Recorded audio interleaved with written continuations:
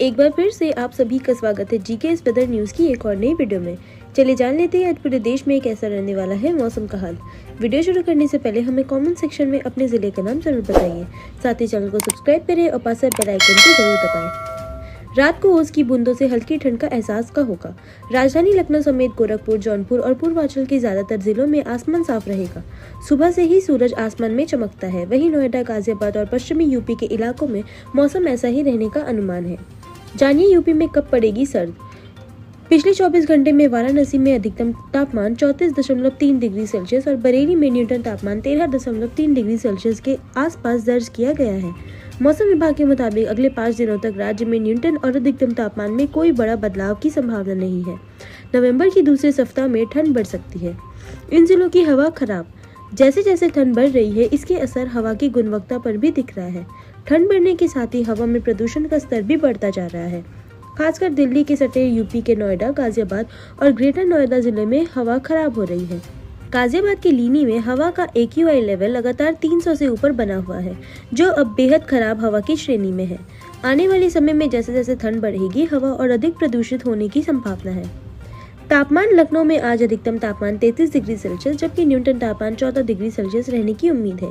गोरखपुर, वाराणसी, बलिया, चुक्र, बहराइच, बाराबंकी, हरदोई, कानपुर, इटावा, लखीमपुर खीरी और प्रयागराज में अधिकतम तापमान 30 डिग्री सेल्सियस रहने की उम्मीद है, जबकि न्यूनतम तापमान 19 डिग्री सेल्सियस से 14 डिग्री सेल्सियस के बीच रह सकता है।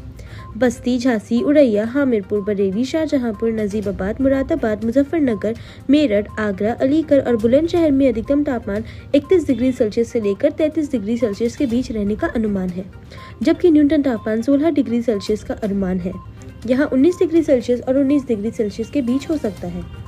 IMD ने एक अधिकारी ने हमारे सहयोगी द टाइम्स ऑफ इंडिया को बताया, अक्टूबर के अधिकांश महीने में भी उत्तर पश्चिमी भारत के कुछ हिस्सों को छोड़कर तापमान सामान्य से ऊपर रहा है।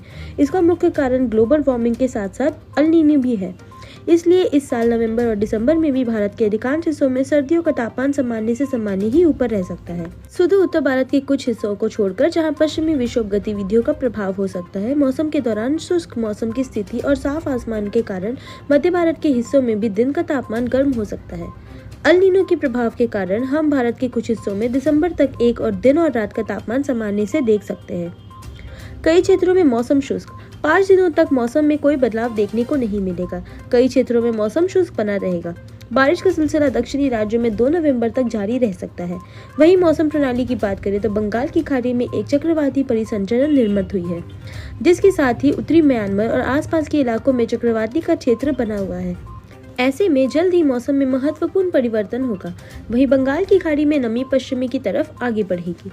असम, मेघालय, मणिपुर, नागालैंड, मिजोरम सहित बिहार के पश्चिमी बंगाल, उड़ीसा और तेलंगाना के कुछ क्षेत्रों में छिटपुट बारिश देखी जा सकती है। मौसम विभाग ने बताया है कि आने वाले दूसरे सप्ताह में दक्षिण आंध्र प्रदेश, राज्य सीमा, तमिलनाडु, केरल और अन्य राज्यों के बीच की गतिविधियां बढ़ने वाली है। सुबह शाम के तापमान में अंतर देखी जा रही है। उत्तर प्रदेश सहित मोतिहारी और सर्वाधिक गर्म स्थान माना गया है। उत्तर प्रदेश के कई इलाकों में ठंड बढ़ रही है। दिल्ली की हवा भयानक खराब हो रही है। उड़ीसा में मौसम तेजी से बदल रहा है। न्यूनतम तापमान 2 से 3 डिग्री सेल्सियस तक होने का अनुमान पाया गया है। आज प्रदेश के कई राज्यों में बारिश की संभावना में ऐसे ही हरियाणा में जल्द ही ठंड बढ़ेगी। उम्मीद है हमारे द्वारा दी गई जानकारी आपको पसंद आई होगी। मिलते हैं ऐसी एक और नई वीडियो में, तब तक के लिए धन्यवाद।